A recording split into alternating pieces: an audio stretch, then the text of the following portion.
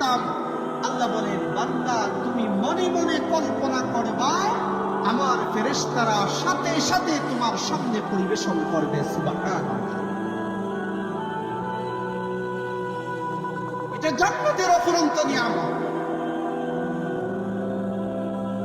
এই জান্নাতের নিয়ামত আমরা পেতে চাই কি চাই না?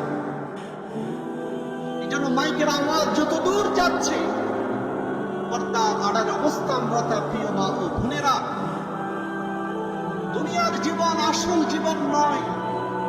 দুনিয়ার দুঃখ দুর্দশা বেদনা আসল দুঃখ দুর্দশা নয়। পরকালীন জীবনের দুঃখ, পরকালীন জীবনের বেদনা, পরকালীন জীবনের কষ্ট যাতনা আসল বেদনা, আসল দুঃখ। যে কথাটা প্রথমেই বলেছিলাম, যে একটা মানুষ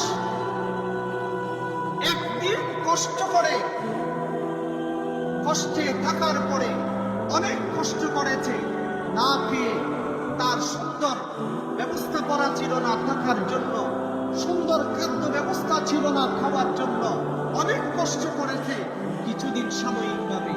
কিন্তু এরপরে সে যদি দীর্ঘ সময়ের জন্য তার সুখ স্বাচ্ছন্দ্যময় একটা জীবন ব্যবস্থা যদি চলে আসে, থাকার জন্য সুন্দর ভবন, খাবার জন্য মধুরম পরিবেশে, খাবার জন্য নানান ধরনের খাদ্য ফল সুস্বাদু তার সামনে যদি নিয়মিত আসতে থাকে, তাহলে ওই মানুষটা দুঃখী নাকি সুখী? মানুষটা সুখী না? মানুষটা সুখী।